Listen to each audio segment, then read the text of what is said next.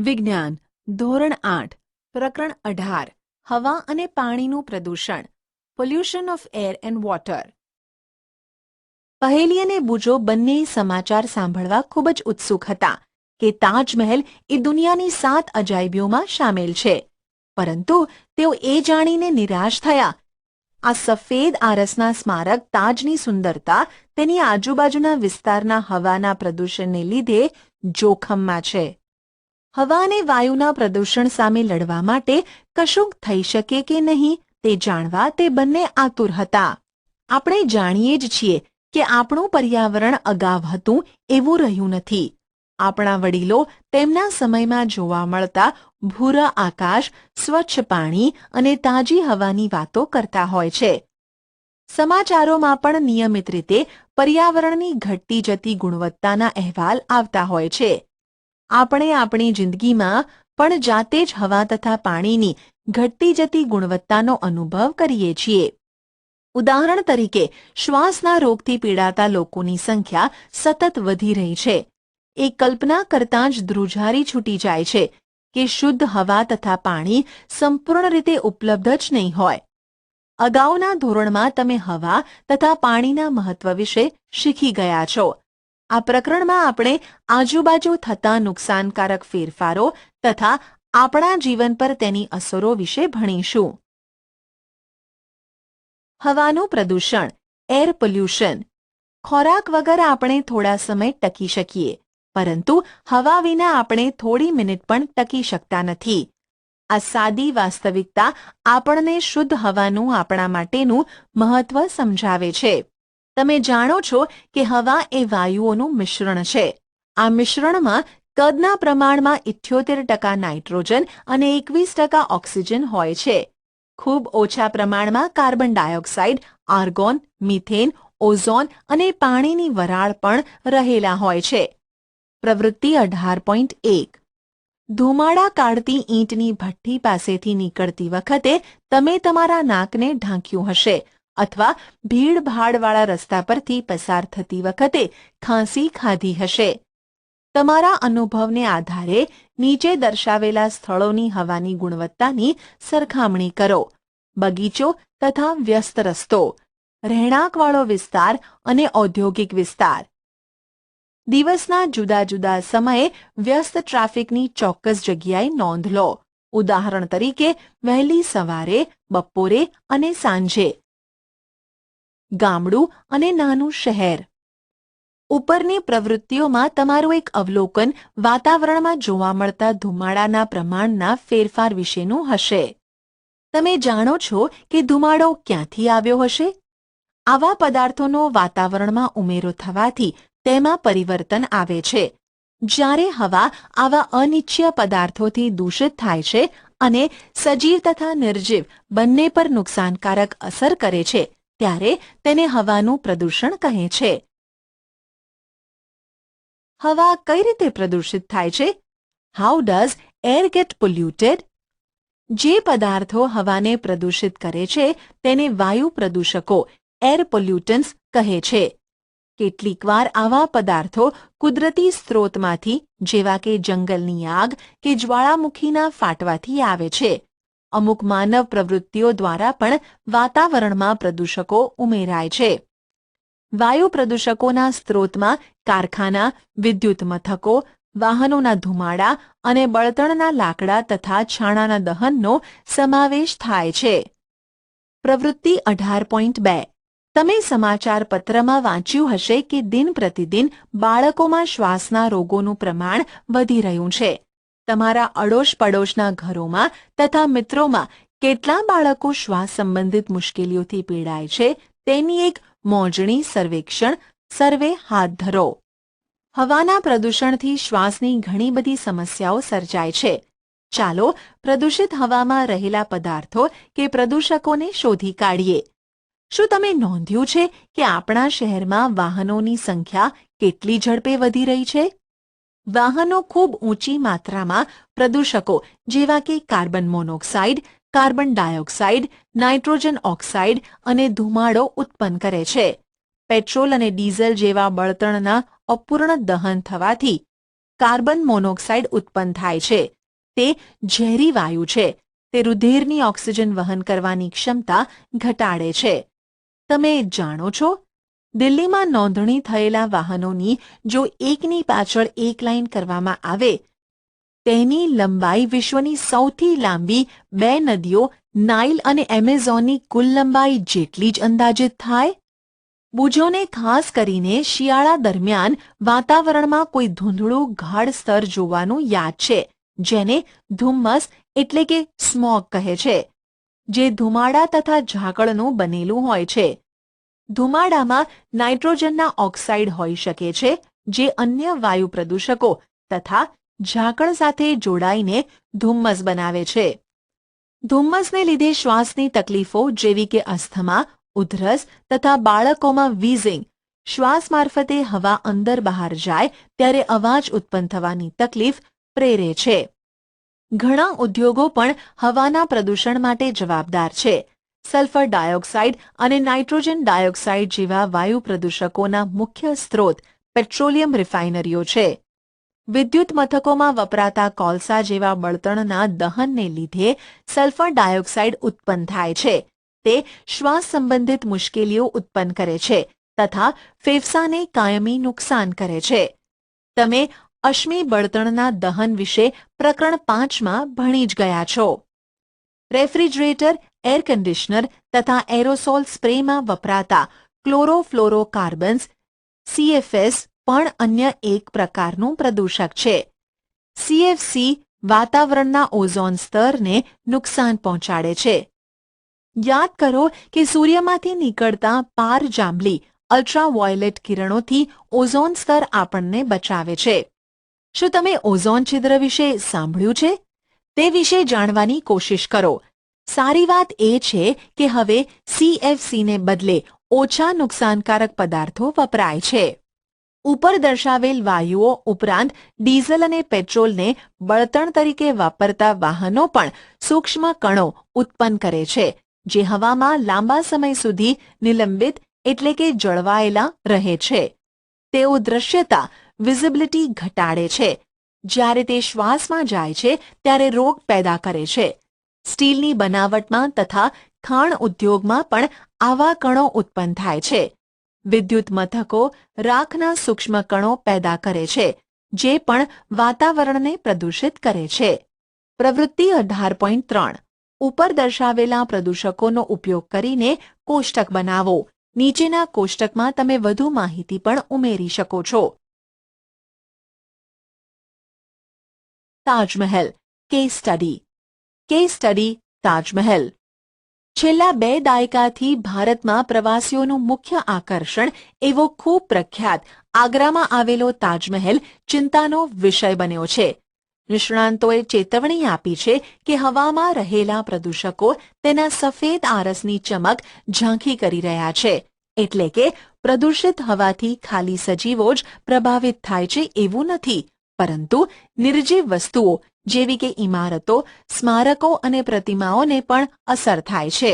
આગ્રા અને તેની આસપાસ આવેલા ઉદ્યોગો જેવા કે રબર પ્રોસેસિંગ, વાહન ઉદ્યોગ, રસાયણો અને ખાસ કરીને Mathura oil refinery sulphur dioxide અને નાઇટ્રોજન ડાયોક્સાઇડ ઉત્પન્ન કરવા માટે જવાબદાર છે. વાતાવરણમાં રહેલી પાણીની વરાળ સાથે આ વાયુઓ પ્રક્રિયા કરીને સલ્ફ્યુરિક એસિડ તથા નાઇટ્રિક એસિડ બનાવે છે. આ એસિડ વરસાદ સાથે નીચે પડીને વરસાદને એસિડિક બનાવે છે, જેને એસિડ વર્ષા કહે છે. એસિડ વર્ષાને લીધે સ્મારકનો આરસ ખવાઈ જાય છે. આ ઘટનાને આરસનું કેન્સર, માર્બલ કેન્સર પણ કહે છે. નિલંબિત સ્થગિત કણો જેવા કે મથુરા ઓઇલ રિફાઇનરી દ્વારા ઉત્સર્જિત થયેલા સૂક્ષ્મ કણો એ આ આરસને પીળો પાડવામાં ફાળો આપ્યો છે. તાજને બચાવવાના બહુવિધ પગલાં સુપ્રીમ કોર્ટે લીધા છે. તેમણે ઉદ્યોગોમાં સ્વચ્છ બળતણ જેવા કે CNG, કોમ્પ્રેસ નેચરલ ગેસ, દબાણયુક્ત કુદરતી વાયુ અને LPG લિક્વિફાઇડ પેટ્રોલિયમ ગેસ, પ્રવાહીકૃત પેટ્રોલિયમ વાયુનો ઉપયોગ કરવાનો આદેશ આપ્યો છે. વધુમાં વાહન વ્યવહારમાં પણ સીસા રહિત પેટ્રોલ વાપરવાની સલાહ આપવામાં આવી છે. તમારા વડીલો સાથે ચર્ચા કરીને જાણો કે 20 થી 30 વર્ષ પહેલા તાજની હાલત વિશે તેમનું શું કહેવું છે. તમારી ચિત્રપોથીમાં તાજનું ચિત્ર મેળવીને લગાડો. મને ખેતીના પાક વિશેના પ્રકરણો યાદ આવ્યા. મને આશ્ચર્ય થયું કે એસિડ વર્ષા ભૂમિ અને વનસ્પતિને પણ અસર કરતી હશે ને. ગ્રીનહાઉસ અસર, ગ્રીનહાઉસ ઇફેક્ટ. તમે જાણો છો કે સૂર્યના કિરણો પૃથ્વીની સપાટીને ગરમ કરે છે. પૃથ્વી પર આપાત થતા વિકિરણોનો કેટલોક હિસ્સો તેના દ્વારા શોષાઈ જાય છે, જ્યારે કેટલોક અવકાશમાં પાછો પરાવર્તિત થાય છે. પરાવર્તિત થયેલા વિકિરણોનો કેટલોક ભાગ વાતાવરણ દ્વારા રોકાય છે. આ રોકાયેલા વિકિરણો ફરીથી પૃથ્વીને ગરમ કરે છે. જો તમે નર્સરીમાં કે અન્ય કોઈ સ્થળે ગ્રીનહાઉસ જોયું હોય તો યાદ કરો કે તેમાં એવા સંરચના હોય છે કે સૂર્યની ગરમી અંદર આવી શકે પણ બહાર જઈ ન શકે. અંદર વહી ગયેલી ગરમી ગ્રીનહાઉસને ગરમ કરે છે. પૃથ્વીના વાતાવરણ દ્વારા વિકિરણોને રોકવાની બાબત પણ કંઈક આના જેવી જ છે. એટલા માટે જ તેને ગ્રીનહાઉસ અસર કહે છે. આ પ્રક્રિયા વગર પૃથ્વી પર જીવન શક્ય નહોતું, પણ હવે એ જીવનને જોખમમાં મૂકી રહી છે. આ બાબત માટે જવાબદાર વાયુઓમાં CO2 સૌથી મુખ્ય છે.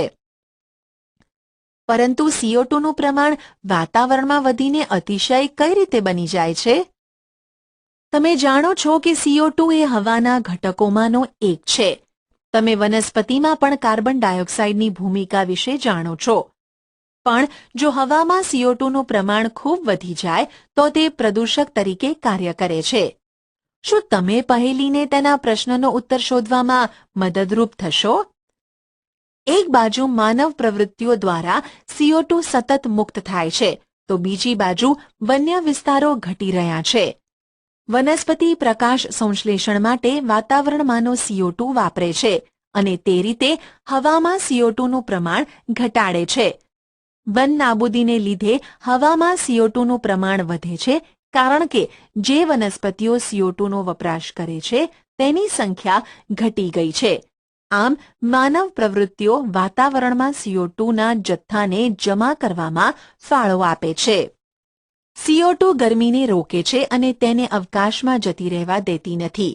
ફળ સ્વરૂપે પૃથ્વીના સરેરાશ તાપમાનમાં ધીમે ધીમે વધારો થાય છે, જેને ગ્લોબલ વોર્મિંગ કહે છે. બીજા વાયુઓ જેવા કે મિથેન, નાઇટ્રસ ઓક્સાઇડ અને પાણીની વરાળ પણ આ અસરમાં ફાળો આપે છે. CO2 ની જેમ તેમને પણ ગ્રીનહાઉસ વાયુઓ કહે છે. ગ્લોબલ વોર્મિંગ એક ગંભીર ખતરો. ગ્લોબલ વોર્મિંગને લીધે દરિયાની સપાટીમાં નાટકીય ઢબે વધારો જોવા મળી શકે તેમ છે. ઘણા બધા પ્રદેશોમાં કિનારાના વિસ્તારો અગાઉથી જ પૂરગ્રસ્ત છે. ગ્લોબલ વોર્મિંગને લીધે વરસાદ પડવાની પદ્ધતિમાં, ખેતીમાં, જંગલો, વનસ્પતિ અને પ્રાણીઓમાં વિશાળ શ્રેણીમાં અસરો ઊભી થઈ શકે છે.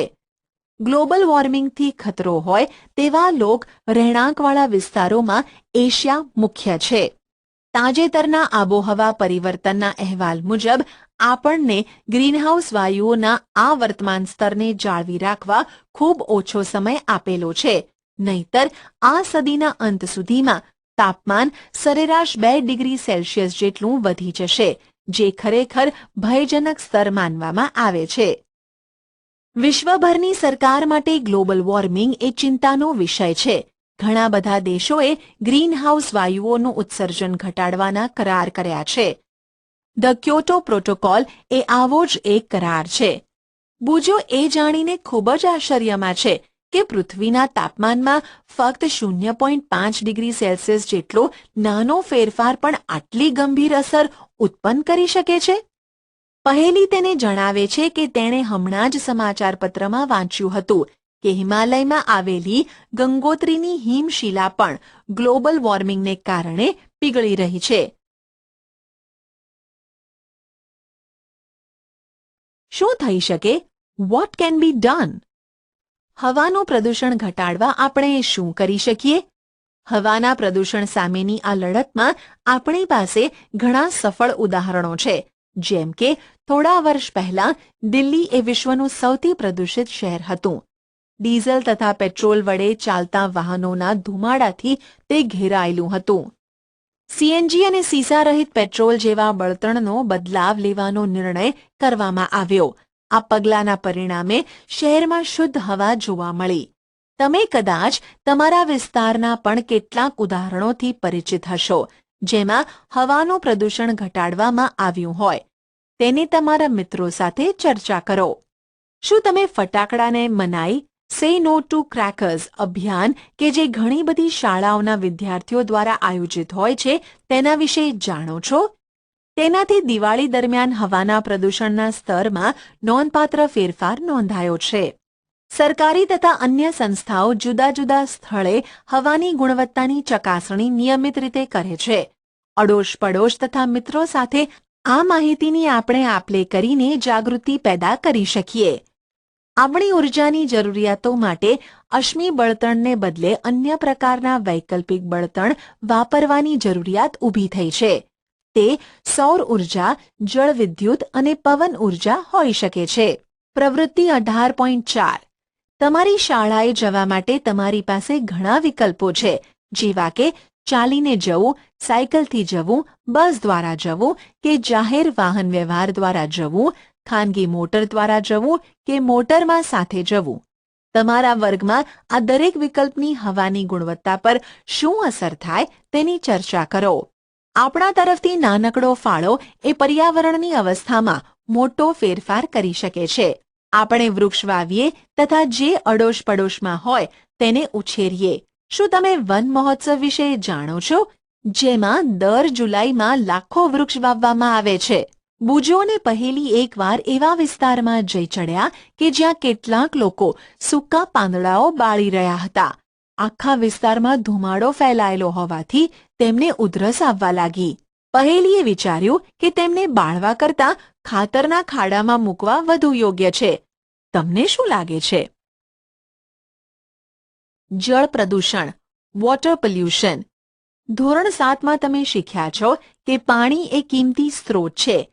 આપણને પાણી જોઈતું હોય તેવી પ્રવૃત્તિઓને વિચારીને તેની યાદી કરો. આપણે જોયું છે કે વધતી જતી વસ્તી, ઉદ્યોગો તથા ખેત પ્રવૃત્તિઓને લીધે તેનું પ્રમાણ ઘટતું જાય છે. તમે એ પણ શીખ્યા છો કે આપણે કપડાં ધોવા, નહાવા જેવી પ્રવૃત્તિઓ દ્વારા પાણી કઈ રીતે ગંદુ થાય છે. એનો અર્થ એમ થાય કે આપણે પાણીમાં કંઈક પદાર્થ ઉમેરીએ છીએ જે તેની ગુણવત્તા બગાડે છે અને તેની ગંધ તથા રંગમાં ફેરફાર કરે છે. જ્યારે નુકસાનકારક પદાર્થો જેવા કે મળમૂત્રનો બગાડ, ઝેરી રસાયણો, કાદવ વગેરે પાણી સાથે ભળી જાય છે ત્યારે પાણી પ્રદૂષિત થાય છે. જે પદાર્થો પાણીને પ્રદૂષિત કરે છે તેને જળ પ્રદૂષકો કહે છે. પ્રવૃત્તિ 18.5 પાણીના જુદા જુદા નમૂના નળ, તળાવ, નદી, કૂવા અને સરોવરમાંથી એકઠા કરો. દરેકને અલગ અલગ કાચના પાત્રમાં રેડો. દરેકની ગંધ, એસિડિકતા અને રંગની તુલના કરો. નીચેના કોષ્ટકને ભરો. પાણી કઈ રીતે પ્રદૂષિત થાય છે? How does water get polluted? Case study. Ganga ભારતની સૌથી પ્રખ્યાત નદીઓમાંની એક છે. તે ઉત્તર, મધ્ય તથા પૂર્વ ભારતની લગભગ તમામ વસ્તીનો નિભાવ કરે છે. લાખો લોકો તેમની રોજિંદી જરૂરિયાતો તથા આજીવિકા માટે તેના ઉપર આધારિત છે. World wide fund for nature WWF દ્વારા તાજેતરમાં થયેલા એક અભ્યાસને આધારે ગંગા વિશ્વની 10 મુખ્ય ખતરાજનક નદીઓમાંની એક છે.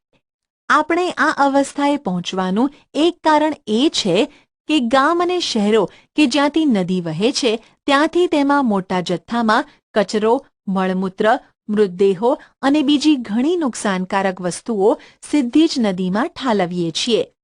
હકીકતમાં તો નદી ઘણી જગ્યાએ મૃત થઈ ગઈ છે, જ્યાં પ્રદૂષણનું સ્તર એટલું ઊંચું છે કે તેમાં કોઈ પણ જલીય જીવન ટકી શકતું નથી. નદીને બચાવવા માટે એક આશાસ્પદ કાર્યક્રમ જેનું નામ ગંગા એક્શન પ્લાન છે તે 1985માં શરૂ કરવામાં આવ્યો. તેનો હેતુ નદીમાંથી પ્રદૂષણનું સ્તર ઘટાડવાનો છે.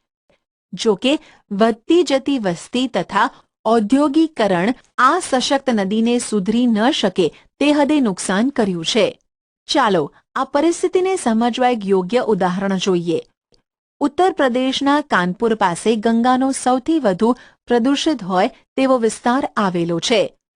ઉત્તર પ્રદેશના સૌથી વધુ વસ્તી ધરાવતા શહેરમાં કાનપુર મોખરે છે. લોકો પાણીમાં નહાતા, કપડાં ધોતા અને ગંદકી ફેલાવતા જોવા મળે છે.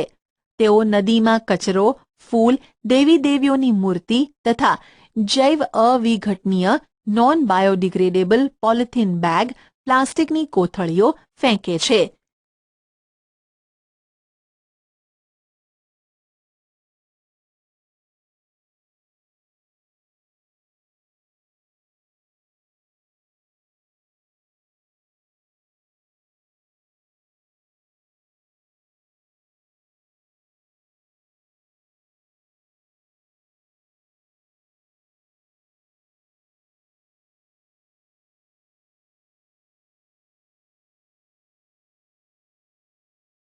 કાનપુરમાં પાણીનો જથ્થો સરખામણીમાં ઓછો છે તથા પાણીનો પ્રવાહ પણ ખૂબ ધીમો છે.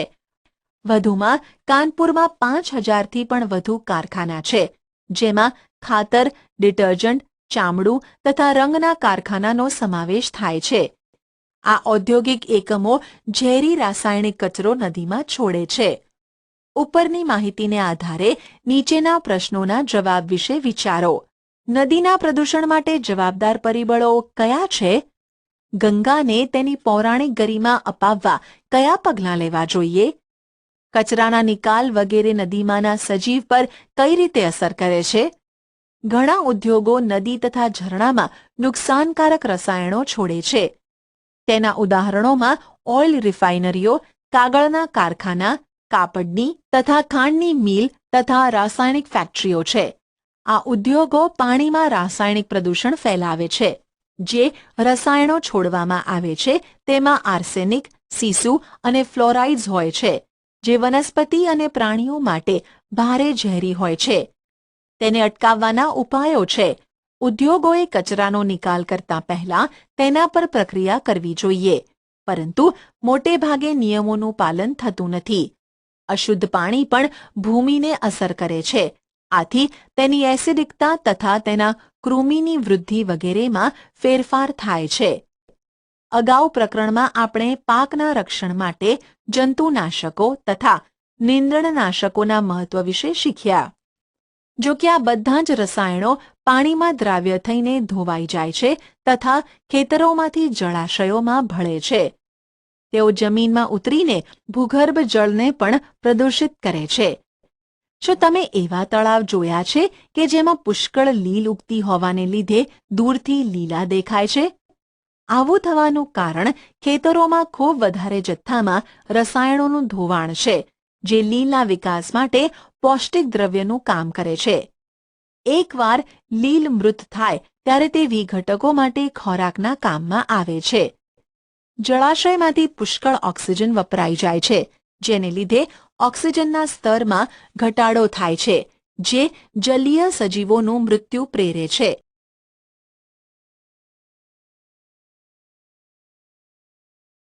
પ્રવૃત્તિ 18.6 યાદ કરો.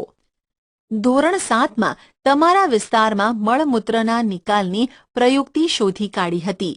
શું તમને યાદ છે કે મળમૂત્રનો કચરો કઈ રીતે ઘરમાંથી એકઠો થતો હતો અને ત્યારબાદ તે ક્યાં જતો હતો? કેટલીકવાર પ્રક્રિયા કર્યા વગરનો જ મળમૂત્રનો કચરો સીધો જ નદીમાં ફેંકવામાં આવે છે, જેમાં ખાદ્ય પદાર્થોનો કચરો, ડિટર્જન્ટ, સૂક્ષ્મ જીવાણુઓ વગેરે હોય છે. શું મળમૂત્ર દ્વારા ભૂગર્ભ જળ પ્રદૂષિત થાય છે? કઈ રીતે? મળમૂત્રથી ગંદા થયેલા પાણીમાં બેક્ટેરિયા, વાયરસ, ફૂગ અને પરોપજીવીઓ હોય છે, જેને લીધે કોલેરા, ટાઇફોઇડ અને કમળો જેવા રોગ થાય છે. સસ્તન પ્રાણીઓના મળમાં રહેલા બેક્ટેરિયા એ પાણીની ગુણવત્તાના સૂચક છે. જો પાણીમાં આવા બેક્ટેરિયા હોય તો તેનો મતલબ એ થાય કે તે મળયુક્ત પદાર્થોથી પ્રદૂષિત થયેલું છે.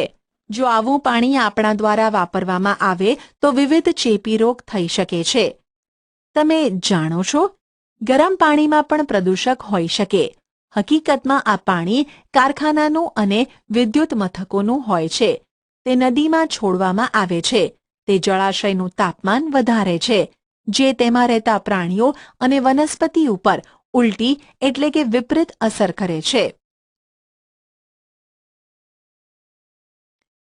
પીવાલાયક પાણી શું છે અને તે કઈ રીતે શુદ્ધ થાય છે? What is potable water and how is water purified? પ્રવૃત્તિ 18.7. ચાલો રોજબરોજની સામાન્ય વસ્તુઓમાંથી વોટર ફિલ્ટર બનાવીએ. પ્લાસ્ટિકની એક બોટલ લો તથા તેને મધ્યમાંથી 2 ભાગમાં કાપી નાખો. ઉપરના ભાગને નીચેના ભાગમાં ઉલટો રાખીને ગરણી તરીકે વાપરો. તેમાં નીચે પેપર નેપકિન કે પાતળા કપડાનું સ્તર, પછી રૂ, રેતી અને કાંકરા એમ ક્રમિક સ્તર બનાવો. હવે ગંદુ પાણી ગરણીમાં રેડો અને ગળાયેલા પાણીનું અવલોકન કરો. તમારા જૂથમાં તથા શિક્ષક સાથે નીચેના પ્રશ્નોની ચર્ચા કરો. પીતા પહેલા આપણને પાણીને ગાળવાની શા માટે જરૂર પડે છે? તમારું પીવાનું પાણી તમે ક્યાંથી મેળવો છો? પ્રદૂષિત પાણી પીવાથી આપણને શું થાય? બુજો ખૂબ જ ઉદાસ છે. તે પહેલીને કહે છે કે તેણે ચોખ્ખું દેખાતું હતું તેવું પાણી પીધું હતું, જેમાં કોઈ જ વાસ આવતી ન હતી, છતાં તે માંદો પડ્યો. પહેલીએ તેને સમજાવ્યું કે જે પાણી ચોખ્ખું દેખાતું હોય તેમાં પણ રોગજન્ય સૂક્ષ્મ જીવાણુઓ તથા દ્રાવ્ય અશુદ્ધિઓ હોય છે. તેથી એ જરૂરી છે કે પાણીને પીતા પહેલા શુદ્ધ કરવામાં આવે.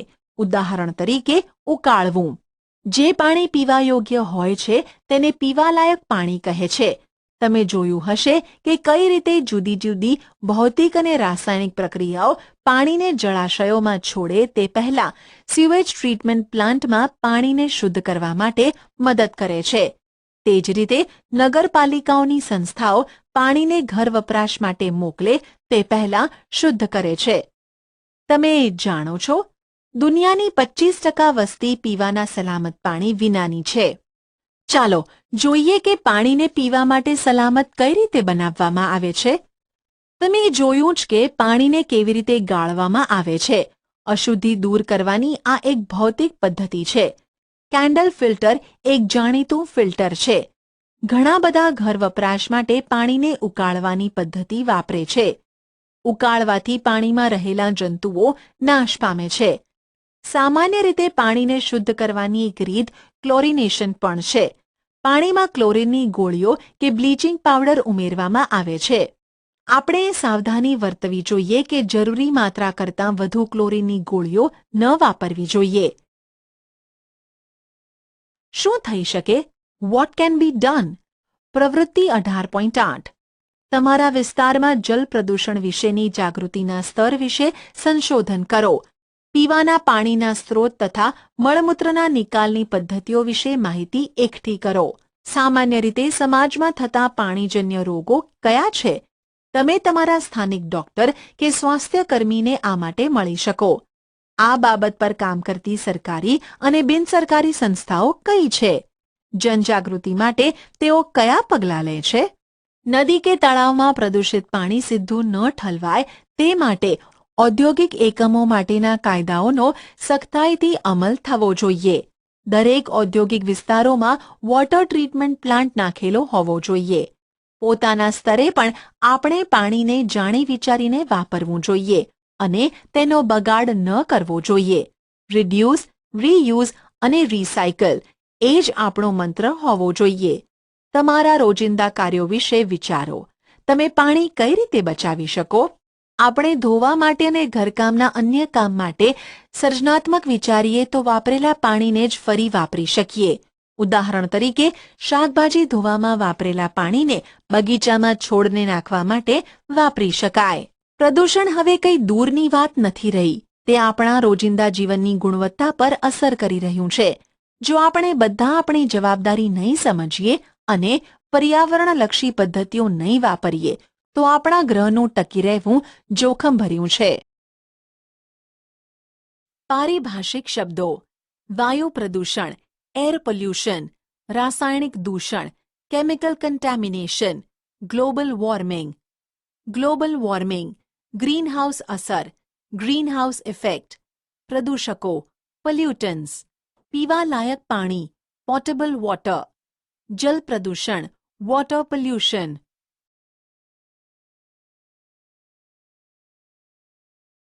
તમે શું શીખ્યા? વાયુ પ્રદૂષણ એ એવી અશુદ્ધિઓ દ્વારા હવાનો બગાડ છે જે સજીવો અને નિર્જીવો પર નુકસાનકારક અસર કરે છે. પ્રદૂષકો એવા પદાર્થો છે જે હવા અને પાણીનો બગાડ કરે છે. Carbon monoxide, nitrogen oxide, carbon dioxide, methane અને સલ્ફર ડાયોક્સાઇડ એ હવાના મુખ્ય પ્રદૂષકો છે. ગ્રીનહાઉસ વાયુઓ જેવા કે CO2ના વધતા પ્રમાણની લીધે ગ્લોબલ વોર્મિંગ થાય છે.